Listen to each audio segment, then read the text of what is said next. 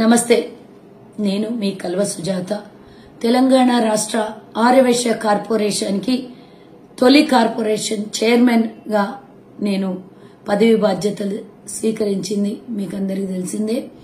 మరి తెలంగాణ విడిపోయిన తర్వాత మొట్టమొదటిసారి 10 ఏళ్ల తర్వాత ఆర్యవైశ్య మహాసభకి ఎన్నికలు జరగబోతున్నాయి. మార్చి 4వ తారీఖున ఎన్నికలు ఉన్నాయి. 17వ తారీఖున నామినేషన్లు వేస్తున్నారు అభ్యర్థులు. కాబట్టి తెలంగాణలో ఉన్నటువంటి ఆర్యవైశ్యులు, మహాసభలో సభ్యత్వం ఉన్నటువంటి ఆర్యవైశ్యులు, మరి 1100 మంది ఎవరైతే కౌన్సిల్ సభ్యులు ఉన్నారో ఓటర్లుగా మీరు మీ ఓటు హక్కును వినియోగించుకోబోతున్నారు. మనకు బంధుప్రీతి గాని స్నేహప్రీతి గాని కాకుండా ఎవరైతే సంస్థని ఆర్యవైశ్యుల్ని కాపాడుతారో, పేద ఆర్యవైశ్యులకే గానియండి, విద్యార్థులకే గానియండి అండగా నిలబడతారో, ఆర్యవైశ్యుల అభివృద్ధికి పాటుపడతారో వారికి మాత్రమే సహకరించండి. మీ దృష్టిలో మీ ఓటు మీదే అని అనుకునే కన్నా 200 మందికి ఒక్క ఓటు ప్రాతినిధ్యం వహిస్తున్నటువంటి మీరు, గత ఎన్నో రోజులుగా ఎన్నికలు జరగాలని కోరుకుంటున్నటువంటి మనము ఆలోచించి ఓటేయండి. ఎవరికి ఓటేస్తే మన అభివృద్ధి జరుగుతుంది, ఎవరికి ఓటేస్తే సంస్థ సక్రమంగా నడుస్తుంది, మన ఆర్యవైశ్యుల అభివృద్ధికి పాటుపడతారు అని అనుకుంటారో మీరు ఆలోచించి వేయండి. అది మీ ఒక్క ఓటు కాదు, 200 మంది ఓటర్లకి ప్రాతినిధ్యం వహిస్తున్న ఏకైక ఓటర్ మీరు. కాబట్టి ఈ ఓటు మీది కాదు, 200 మంది తరఫున వేస్తున్నటువంటి ఓటు. కాబట్టి బంధు ప్రీతికి ప్రాధాన్యత గాని, ఇన్ఫ్లుయెన్స్ గాని మీకెక్కడా కూడా ప్రభావితం చేసినా కూడా మీరు ఆలోచించాల్సింది మీ ఓటు కాదు, 200 మంది ఓటు మీరు వేస్తున్నారని ఆలోచించండి.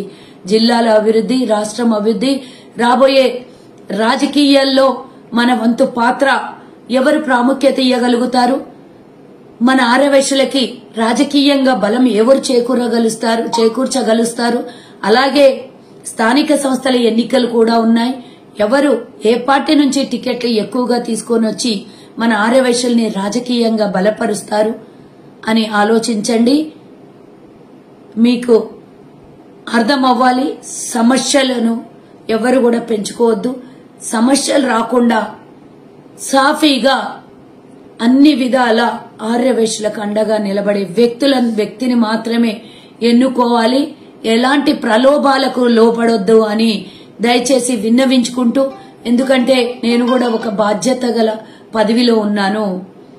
రేపు పొద్దున అన్ని జిల్లాలకి కార్పొరేషన్ ద్వారా, ప్రభుత్వం ద్వారా, ఇటు దేవాలయాలకు గాని, పేద ఆర్యవైశ్యులకు విద్య, వైద్యం, ఉపాధి కోసం గానియండి అన్ని విధాల తోడ్పడాలని నా వంతు నేను కృషి చేస్తున్నాను.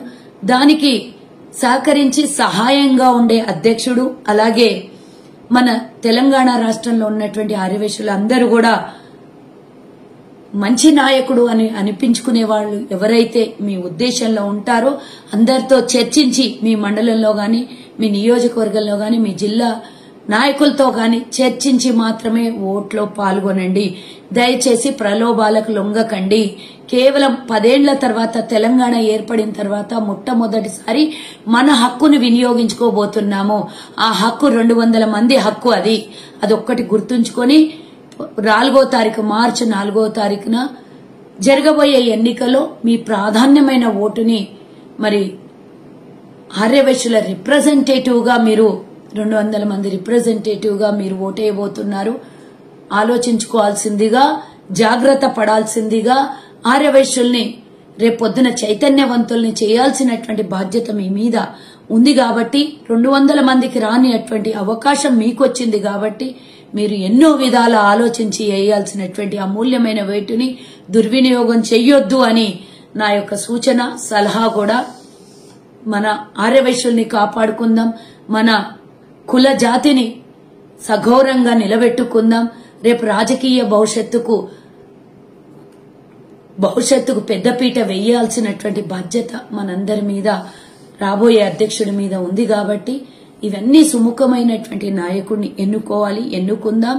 మనందరం అమూల్యమైన ఓటుని వేసి మనకు తగు న్యాయం చేసే అభ్యర్థిని మాత్రమే ఎన్నుకుందామని నేను విన్నవించుకుంటున్నాను. జై హింద్, జై వాసవి.